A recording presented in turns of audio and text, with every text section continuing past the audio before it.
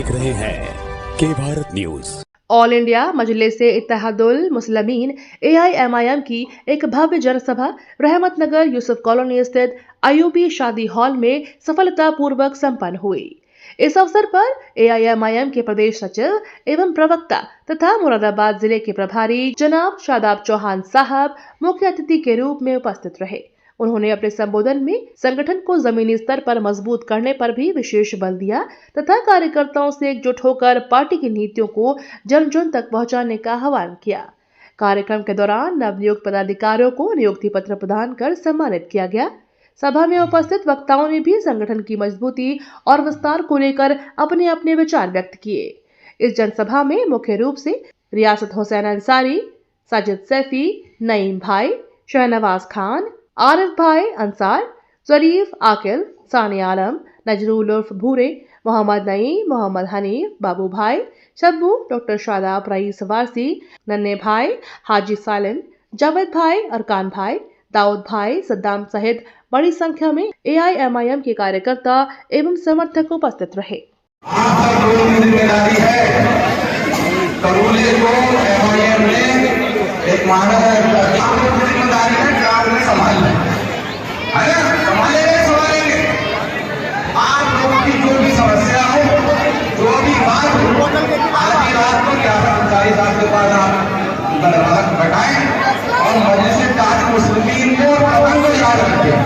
हम आप लोगों को बताने नहीं आ रहे हैं कि क्या करते हैं और क्या नहीं करते हैं।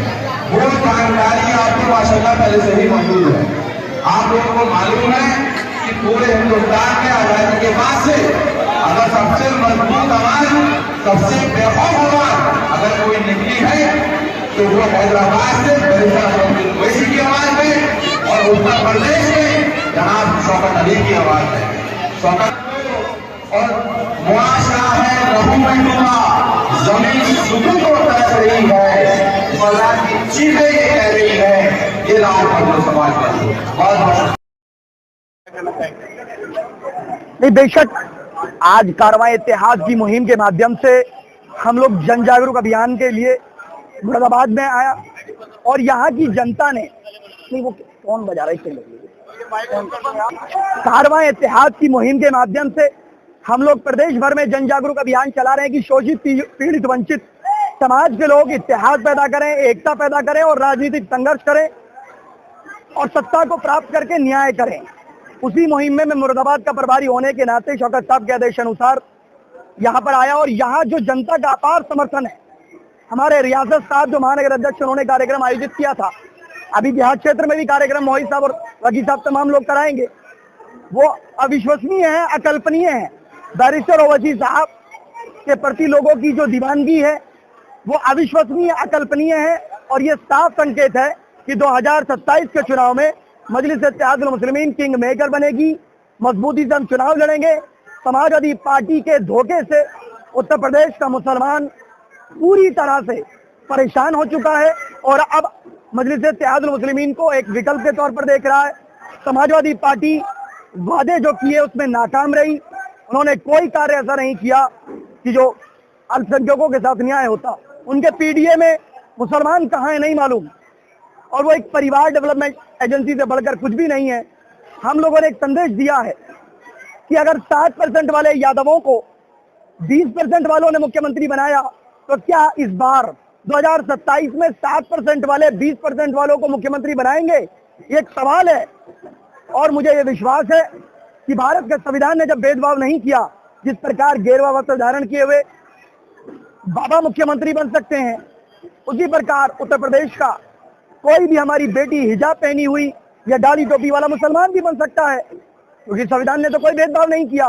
तो ये लोग क्यों नहीं अवसर देते हैं? सवाल ये है कि मुजफ्फरनगर दंगा हो या जितने भी चीजें हो, समाजवादी पार्टी नाकाम रही है और जब बीजेपी हम पर अत्याचार करती है, मस्जिद मदरसे खानकाहों को टारगेट किया जाता है, मॉब लिंचिंग होती है, कुरैशी भाइयों के कारोबार को टारगेट हो, बुनकर समाज के कारोबार को टारगेट किया जाए, तो समाजवादी पार्टी के नेता नहीं बोलते। वक्फ का कानून आया, अखिलेश यादव जी ने कुछ नहीं बोला पार्लियामेंट में, सिर्फ और सिर्फ धोखा देने का काम किया। तो उत्तर प्रदेश की जनता समझदार है और बिहार और महाराष्ट्र तो झांकी है, अभी उत्तर प्रदेश फतेह करना बाकी है। हम लोगों ने किसी के लिए कोई पाबंदी नहीं लगाई।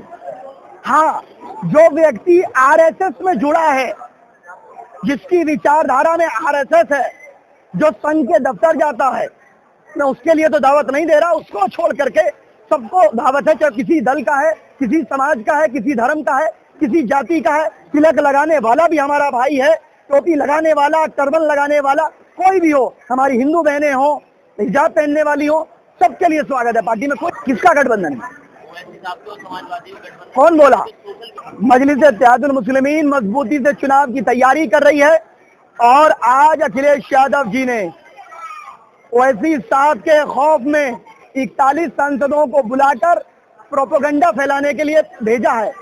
तरह तरह के प्रोपेगेंडे आएंगे, तभी तो ये कहेंगे कि ये बीजेपी के हैं जी, कभी ये बोलेंगे कि हमारा गठबंधन हो गया जी। ये इस तरह की अफवाहें फैलाएंगे, इसीलिए इनको भेजा गया है। और लेकिन ये बात स्पष्ट है कि हमारे दरवाजे उन सभी लोगों के लिए खुले हैं जो वाकई बीजेपी को हराना चाहते हैं, मुसलमानों को राजनीतिक प्रतिनिधित्व देना चाहता है। जिसने हमारे वोटों को इस्तेमाल किया, उनको हमारा संकेत, हम वोट डालने वाला रोबोट नहीं है, हम मशीन नहीं है। मेरा वोट भी उतना ही ताकतवर है जितना यादव जी का है, जितना मौर्य जी का है, जितना राजभर जी का है, जितना निषाद जी का है। मेरा भी वोट उतना ही ताकतवर है। मेरे समाज का भी मुख्यमंत्री बनेगा, मेरे समाज को भी हिस्सेदारी चाहिए। अगर कोई हिस्सेदारी देने की बात करता है तो अवश्य हमारा राष्ट्रीय नेतृत्व विचार करेगा। मैंने कहा स्पष्ट रूप से, समाजवादी पार्टी उनको राजनीतिक हिस्सेदारी देगा जो हमें सम्मान देगा। अब अब्दुल कुर्सी नहीं लगाएगा, दरी नहीं बिछाएगा, और अगर कुर्सी लगाएगा उस कुर्सी पे गर्व से बैठेगा, दूसरों को नहीं बिठाएगा।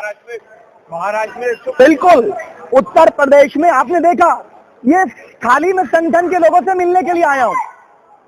जब शादाब चौहान के मुरादाबाद आने पर यहाँ पैर रखने की जगह नहीं है, तो जब प्रदेश अध्यक्ष आएंगे और जब हिंदुस्तान के सबसे काबिल सांसद हमारे राष्ट्रीय अध्यक्ष ओवैसी साहब आएंगे, तो मैं लगता हूँ एक नया इंकलाब का सैलाब होगा, जिसमें तमाम लोगों में एक विश्वास पैदा हो गया कि यह व्यक्ति राष्ट्रवादी भी है, यह व्यक्ति सामाजिक न्याय भी करने वाला है, यह व्यक्ति तर्कों के साथ लोकसभा में भी बोलता है, और अगर बीजेपी का कोई मुकाबला कर सकता है तो बैरिस्टर ओवैसी साहब है, दूसरा कोई विकल्प नहीं। इसमें एक दलित बेटी का अपहरण हुआ, उसकी मां की हत्या कर दी गई, वो भी निंदनीय है।